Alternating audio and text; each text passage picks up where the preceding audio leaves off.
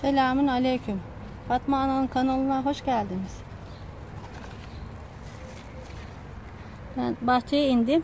Patlıcanlarımı toplayacağım. Kışlık hazırlık yapacağım. Bismillahirrahmanirrahim. Mübarekler. Ne kadar güzel oldular maşallah. Subhanallah.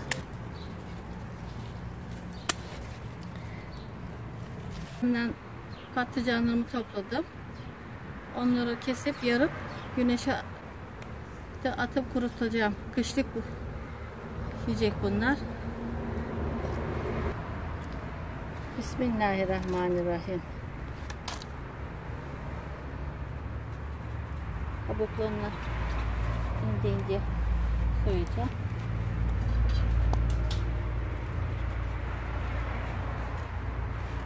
Cenab-ı Allah neler verdi ya Rabbim. Baksanıza. Ne kadar güzeller.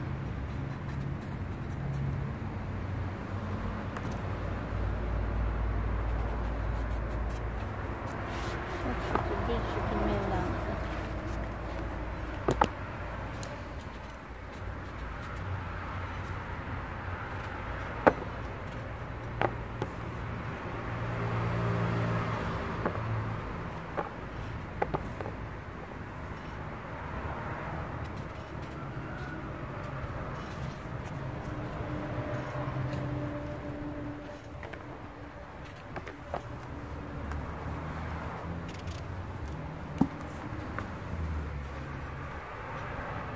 İstediğiniz şekilde nasıl yemek yapıyorsanız ona göre doğrarsınız.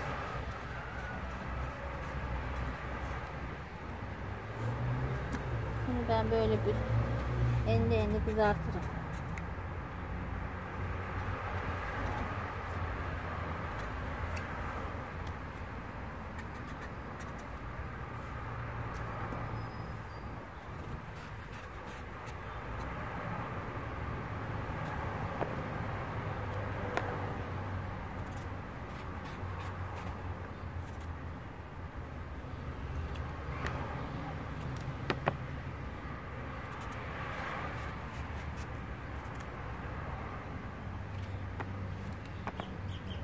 Ne kadar güzel içi, baksanıza mübarek.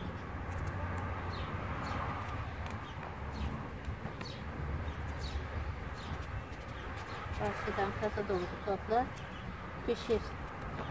Allah'ıma ne kadar şükür azdır ya Rabbim.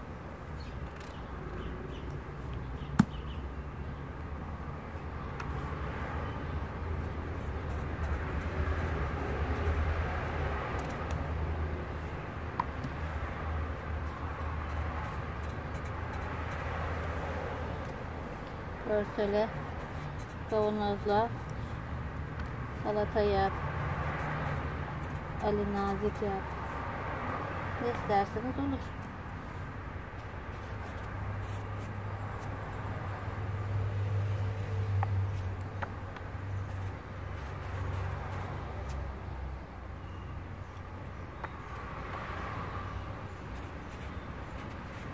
Yoğun gibi.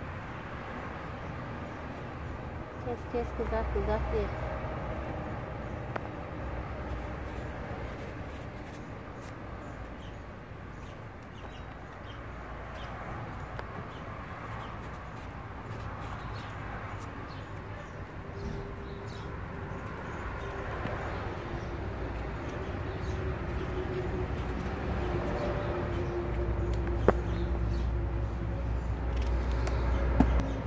Bunların hepsini doğrayacağım. Görüşürüz yine. 2 çeşit doğradım. Biri enli yaptım. Biri de yebeklik. Ona kıymalı, soğanlı, salçalı su yaparım. Tepsiye koyar. Fırına sürerim. Bunu çok güzel olur. Bunu da yemekli yaparım. Sarımsaklı gene. Nasıl istiyorsanız öyle yapın. Yeter ki yapın, kurutun. Kışını yersiniz. Çeşit çeşit. Sıcacık evinizde yapın yiyin. İşten gelirsin, çıkarırsın, ıslarsın ılık suyuna, güzelce yıkar, sıkar pişirirsiniz.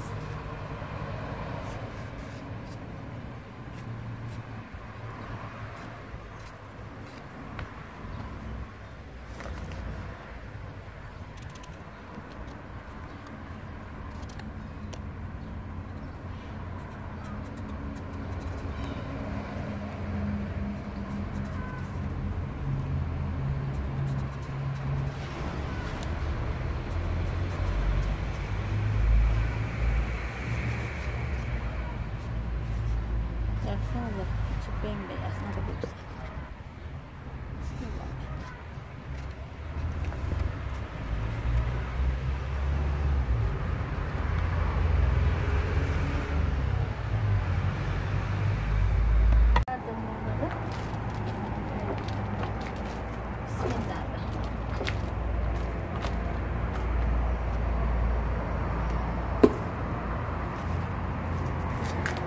İnceliklerini yayacağım bunları.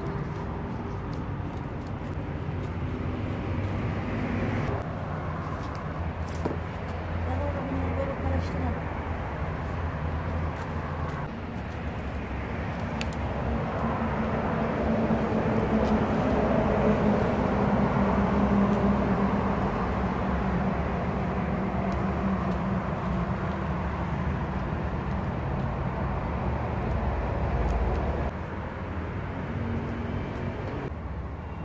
Burada serdim. Güneş geldikçe güneşe çekeceğim. Şıkır şıkır kuracak Allah'ın izniyle.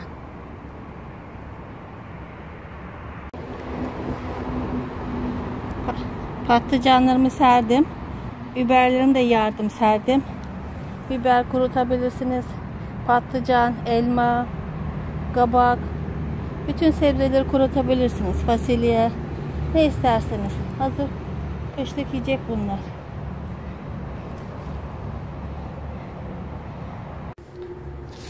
Patlıcanlarım kurudu. Takır takır oldu 2 günde. Mübarek. Baksanıza. Bunları bez sarmaya koyacağım.